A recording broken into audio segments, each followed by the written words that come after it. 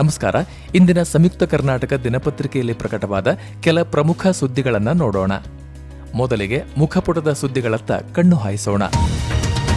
ನನಗೆ ಮರಾಠಿ ಬರಲ್ಲ, ನೀವು ಕನ್ನಡದಲ್ಲಿ ಮಾತನಾಡಿ ಎಂದಿದ್ದಕ್ಕೆ ಬಸ್ ಕಂಡಕ್ಟರ್ ಮೇಲೆ ಹಲ್ಲೆ ನಡೆಸಿದ ಪ್ರಕರಣಕ್ಕೆ ಸಂಬಂಧಿಸಿದಂತೆ ಅತ್ತ ಮಹಾರಾಷ್ಟ್ರದಲ್ಲಿ ಕರ್ನಾಟಕ ರಾಜ್ಯದ ಸಾರಿಗೆ ಸಿಬ್ಬಂದಿ ಮೇಲೆ ಸೋಮವಾರವೂ ಹಲ್ಲೆ ಮುಂದುವರೆದಿತ್ತು. ಇತ್ತ ಬೆಳಗಾವಿಯ ಖಾನಾಪುರ ಹೋಟೆಲ್ ಒಂದರಲ್ಲಿ ಕನ್ನಡ ಮಾತನಾಡಿದ ಕರವೇ ಮುಖಂಡರ ಮೇಲೆ ಕಿಡಿಗೇಡಿಗಳು ದೌರ್ಜನ್ಯ ನಡೆಸಿರುವುದು ವರದಿಯಾಗಿದ್ದರೆ, ಮತ್ತೊಂದೆಡೆ ಸೊಲ್ಲಾಪುರದಲ್ಲಿ ಬಸ್ ಚಾಲಕನಿಗೆ ಕೇಸರಿ ಬಣ್ಣವನ್ನು ಎರಚಿ ಬಲವಂತದಿಂದ ಜೈ ಮಹಾರಾಷ್ಟ್ರ ಎಂದು ಹೇಳಿಸಿದ ಘಟನೆ ನಡೆದಿದೆ. ಕರ್ನಾಟಕ ಬಸ್ ಕಂಡಕ್ಟರ್ ಮೇಲಿನ ಹಲ್ಲೆ ಪ್ರಕರಣ ಹಿನ್ನೆಲೆ ಮಹಾರಾಷ್ಟ್ರ ಮತ್ತು ಕರ್ನಾಟಕದ ಗಡಿಭಾಗದಲ್ಲಿ ದ್ವೇಷಮಯ ವಾತಾವರಣ ಕಂಡುಬಂದಿದ್ದು, ಹಾವೇರಿ ಸಂಸದ ಬಸವರಾಜ ಬೊಮ್ಮಾಯಿ ಅವರು ಮಹಾರಾಷ್ಟ್ರದ ಪುಂಡರನ್ನು ಕರ್ನಾಟಕದಿಂದ ಗಡೀಪಾರು ಮಾಡಬೇಕು ಎಂದಿದ್ದಾರೆ. ಮತ್ತೊಂದೆಡೆ ಲೋಕೋಪಯೋಗಿ ಸಚಿವ ಸತೀಶ್ ಜಾರಕಿಹೊಳಿ ಅವರು ರಕ್ಷಣಾ ವೇದಿಕೆಯವರು ಬೆಳಗಾವಿಗೆ ಬಂದು ಪ್ರತಿಭಟನೆ ಮಾಡೋದು ಬೇಡ ಎಂದಿದ್ದಾರೆ. ಈ ನಡುವೆ ಮರಾಠಿ ಪುಂಡರಿಂದ ಹಲ್ಲೆಗೊಳಗಾದ ಚಾಲಕ ಮಹಾದೇವ್ ಹುಕ್ಕೇರಿ ಅವರ ಮೇಲೆ ಪೋಕ್ಸೋ ಕೇಸ್ ಹಾಕಿರೋದು ತಪ್ಪು ಅಂತ ಸಚಿವತ್ರಯರಾದ ರಾಮಲಿಂಗಾರೆಡ್ಡಿ, ಸತೀಶ್ ಜಾರಕಿಹೊಳಿ ಮತ್ತು ಲಕ್ಷ್ಮೀ ಹೆಬ್ಬಾಳ್ಕರ್ ಅವರು ಹೇಳಿದ್ದಾರೆ.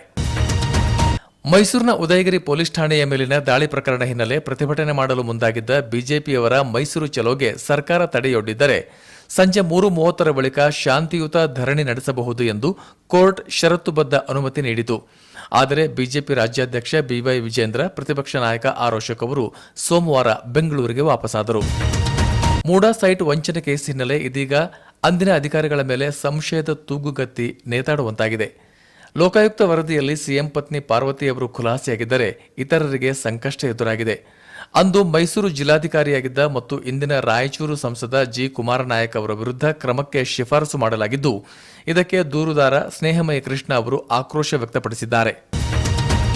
ಸಿಎಂ ಹುದ್ದೆಯ ಬದಲಾವಣೆ ವಿಚಾರ ಇನ್ನೂ ಚರ್ಚೆಯಲ್ಲಿರುವಾಗಲೇ ಇತ್ತ ಕೆಪಿಸಿಸಿ ಅಧ್ಯಕ್ಷ ಡಿಸಿಎಂ ಡಿಕೆ ಶಿವಕುಮಾರ್ ಅವರು ಮಂಗಳವಾರ ದಿಢೀರನೆ ದೆಹಲಿಗೆ ತೆರಳಿ ಕಾಂಗ್ರೆಸ್ ವರಿಷ್ಠರಾದ ರಾಹುಲ್ ಗಾಂಧಿ ಮತ್ತು ಮಲ್ಲಿಕಾರ್ಜುನ ಖರ್ಗೆ ಅವರನ್ನು ಭೇಟಿ ಮಾಡುತ್ತಿರುವುದು ಕಾಂಗ್ರೆಸ್ ಪಕ್ಷದಲ್ಲಿ ತೀವ್ರ ಕುತೂಹಲ ಮೂಡಿಸಿದೆ. ಮತ್ತೊಂದೆಡೆ ರಾಜ್ಯ ಸರ್ಕಾರಕ್ಕೆ ಏನೂ ತೊಂದರೆ ಇಲ್ಲ ಅಂತ ಕೋಡಿಮಠದ ಶ್ರೀಗಳು ಭವಿಷ್ಯ ನುಡಿದಿದ್ದಾರೆ. ಕುಂಭಮೇಳಕ್ಕೆಂದು ಹೊರಟಿದ್ದ ರಾಜ್ಯದ 6 ಮಂದಿ ರಸ್ತೆ ಅಪಘಾತದಲ್ಲಿ ಸಾವನ್ನಪ್ಪಿದ ಘಟನೆ ಮಧ್ಯಪ್ರದೇಶದ ಜಬಲ್ಪುರ ಜಿಲ್ಲೆಯ ಶಿವೋರಿ ಪೊಲೀಸ್ ಠಾಣಾ ವ್ಯಾಪ್ತಿಯಲ್ಲಿ ನಡೆದಿದೆ. ಮೃತಪಟ್ಟವರಲ್ಲಿ 4 ಬೆಳಗಾವಿಯ ಗೋಕಾಕ್ನವರಾಗಿದ್ದರೆ ಮತ್ತಿಬ್ಬರು ಬಾಗಲಕೋಟೆಯವರಾಗಿದ್ದಾರೆ. ಇಲ್ಲಿಯವರೆಗೆ ಮಹಾಕುಂಭಮೇಳದ ಸಂದರ್ಭದಲ್ಲಿ ನಡೆದ ರಸ್ತೆ ಅಪಘಾತದಲ್ಲಿ ಕರ್ನಾಟಕ ರಾಜ್ಯದ ಒಟ್ಟು 26 ಮಂದಿ ಸಾವನ್ನಪ್ಪಿದಂತಾಗಿದೆ. ಇನ್ನು ಪ್ರಯಾಗ್ರಾಜ್ನಲ್ಲಿ ಕಳೆದ 44 ದಿನಗಳಿಂದ ನಡೆಯುತ್ತಿರುವ ಮಹಾಕುಂಭಮೇಳಕ್ಕೆ ಬುಧವಾರ ಮಹಾಶಿವರಾತ್ರಿ ಎಂದು ತೆರೆ ಬೀಳಲಿದೆ. ಸಾಲಬಾಧೆ ತಾಳದೆ ಒಂದೇ ಕುಟುಂಬದ 3 ವಿಷ ಸೇವಿಸಿ ನಂತರ ನಾಲಿಗೆ ಹಾರಿ ಆತ್ಮಹತ್ಯೆ ಮಾಡಿಕೊಂಡ ದಾರುಣ ಘಟನೆ ಮಂಡ್ಯ ಜಿಲ್ಲೆಯ ಶ್ರೀರಂಗಪಟ್ಟಣದಲ್ಲಿ ನಡೆದಿದ್ದು, ಮೃತರನ್ನು ಗಂಜಾಂ ನಿವಾಸಿಗಳಾದ 65 ವರ್ಷದ ಮಾಸ್ತಪ್ಪ, 45 ವರ್ಷದ ಪತ್ನಿ ರತ್ನಮ್ಮ ಹಾಗೂ 16 ವರ್ಷದ ಮಗಳು ಲಕ್ಷ್ಮಿ ಎಂದು ಗುರುತಿಸಲಾಗಿದೆ. ಪರಿಸರಕ್ಕೆ ಮಾರಕವಾಗಿ ಪರಿಣಮಿಸಲಿದೆ ಎಂದು ಉಕ್ಕು ಕಾರ್ಖಾನೆ ಸ್ಥಾಪನೆಯನ್ನು ವಿರೋಧಿಸಿ ಕರೆ ನೀಡಲಾಗಿದ್ದ ಕೊಪ್ಪಳ ಬಂದ್ ಸಂಪೂರ್ಣ ಯಶಸ್ವಿಯಾಗಿದೆ. ಕೊಪ್ಪಳದ ಗವಿಸಿದ್ದೇಶ್ವರ ಸ್ವಾಮೀಜಿಯವರ ನೇತೃತ್ವದಲ್ಲಿ ಬಂದ್ ನಡೆಸಲಾಗಿದ್ದು, ಶಾಲಾ ಕಾಲೇಜುಗಳಿಗೆ ರಜೆ ಘೋಷಿಸಲಾಗಿತ್ತು. ವಾಹನ ಸಂಚಾರ ಸ್ಥಗಿತಗೊಂಡಿತ್ತು.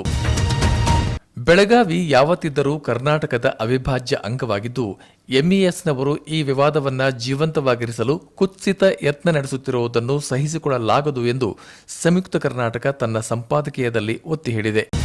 ಉಕ್ರೇನ್ ರಷ್ಯಾ ಯುದ್ಧ ಆರಂಭಗೊಂಡು 3 ವರ್ಷಗಳು ಮುಗಿದ ಬಳಿಕ ಸೋಮವಾರ ಉಕ್ರೇನ್ ಅಧ್ಯಕ್ಷ ಜೆಲೆನ್ಸ್ಕಿ ಅವರು ರಷ್ಯಾದಲ್ಲಿ ಯುದ್ಧ ಕೈದಿಗಳಾಗಿ ಬಂಧಿತರಾಗಿರುವ ನಮ್ಮವರನ್ನು ಬಿಡುಗಡೆ ಮಾಡಿದರೆ ರಷ್ಯಾದೊಂದಿಗೆ ಶಾಂತಿಯುತ ಮಾತುಕತೆಗೆ ತಾನು ಸಿದ್ಧ ಎಂದಿದ್ದಾರೆ. ಇನ್ನಷ್ಟು ಬರವಣಿಗೆಗಳು, ವಿಶೇಷ ಲೇಖನಗಳು ನಿಮಗಾಗಿ ಕಾಯ್ತಾ ಇರ್ತವೆ, ಓದ್ತಿರಲ್ವಾ?